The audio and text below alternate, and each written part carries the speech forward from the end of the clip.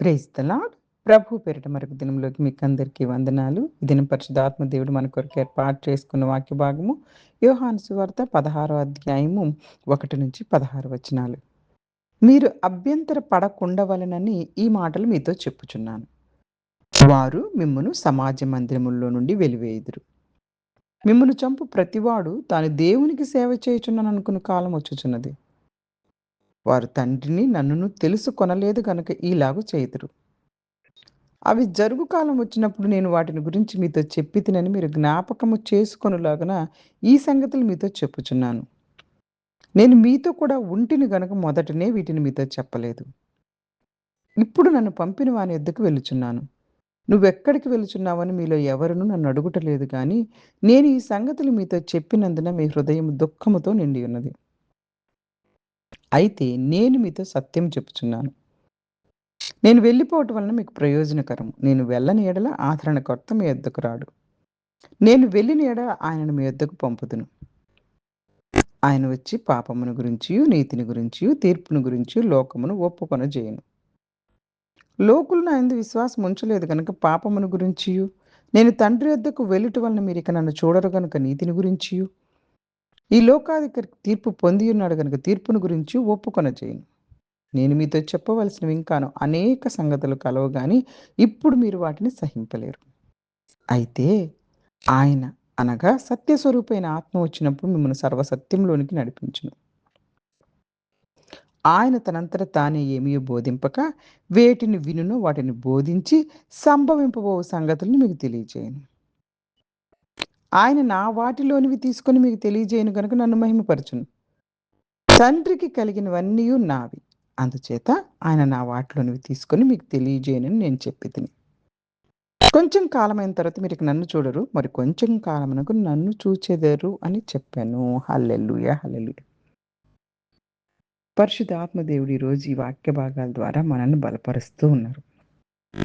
యేసుక్రీస్తు ప్రభువారు ఈ యొక్క వాక్య భాగాలు తన శిష్యులకు ముందుగా రాబోయే కష్టాలను తెలియజేస్తూ వారిని స్థిరపరుస్తూ ఉన్నారు.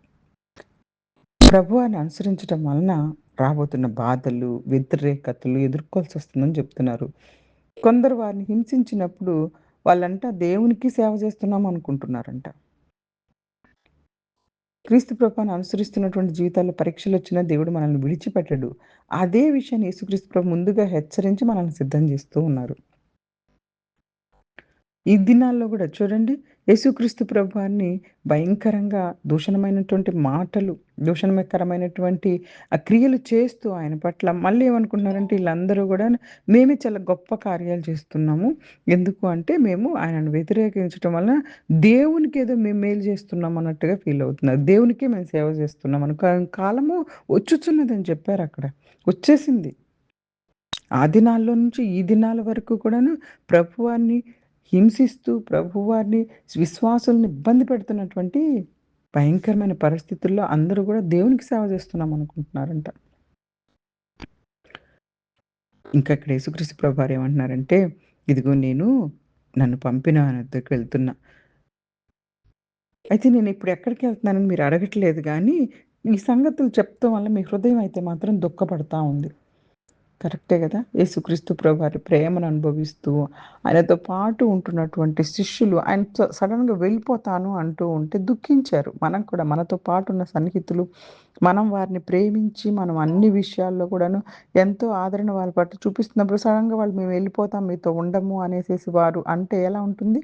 ఇక్కడ యేసుక్రీస్తు ప్రభువారు కూడా తను వెళ్ళటానికి వారికి మేలని చెప్తున్నారు. కానీ వాళ్ళకైతే దుఃఖంగా అనిపిస్తుంది. నేను వెళ్తే మీ దగ్గరికి ఆదరణకర్త అంటే పరిశుద్ధాత్ముడు వస్తారు అని చెప్తున్నారు యేసుక్రీస్తు ప్రభువారు.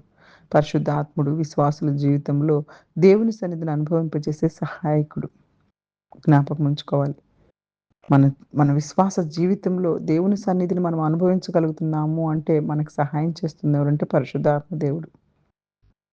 పరిశుద్ధాత్మ దేవుని యొక్క కార్యము, పరిశుద్ధాత్మ దేవుడు ఈ లోకానికి అనేక విషయాలను తెలియజేస్తాడని చెప్పేసి ఇక్కడ యేసుక్రీస్తు ప్రభువారు తెలియపరుస్తున్నారు 8వ వచనంలో. ముఖ్యమైనటువంటి వచనాలు పాపమును గురించి.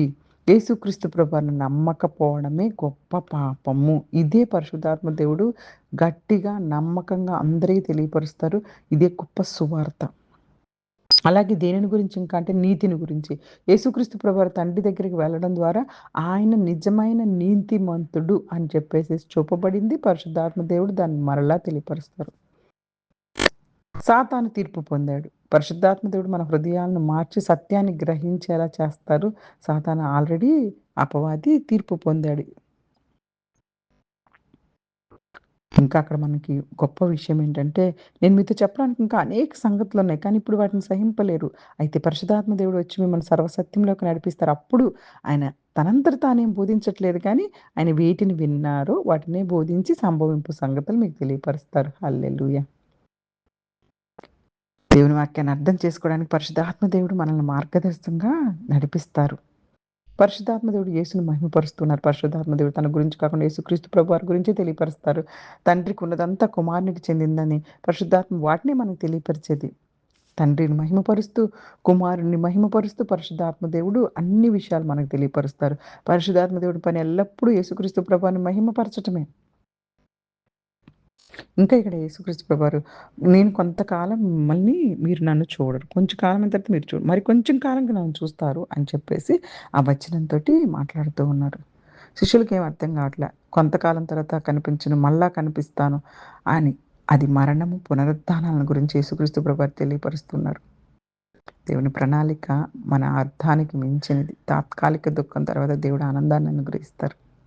కష్టాలొచ్చినా విశ్వాసంలో స్థిరంగా ఉండాలి. పరిశుద్ధాత్మ మనకు ఆదరణ, జ్ఞానం, మార్గదర్శనం ఇస్తారు. యేసుక్రీస్తు ప్రభువుని నమ్మడం ద్వారా సత్యమైన జీవితాన్ని పొందుతాం. పరిశుద్ధాత్ముడు ఎల్లప్పుడూ క్రీస్తుని మహిమపరుస్తారు. దేవుని ప్రణాళికపై మనం విశ్వాసం ఉంచాలి. పరలోకపు తండ్రి పరిశుద్ధాత్మ ద్వారా మమ్మల్ని సత్యంలోకి నడిపించండి. ప్రతి పరీక్షలో ధైర్యంగా నిలబడి విశ్వాసాన్ని మాకు అనుగ్రహించమని, యేసుక్రీస్తు ప్రభువుని ప్రేమించి ఆయనను మహిమపరిచే జీవితాన్ని మాకు దయచేయమని, మా హృదయాలను వాక్యంతో నింపమని యేసుక్రీస్తు వారి నామంలో ప్రార్థించి బ్రతిమాలి వేడుకుంటూ ఈ చిన్న వాక్యాన్ని దేవుడు ఆశీర్వదించి దీవించును గాక. Amen. God bless you all. God bless you all.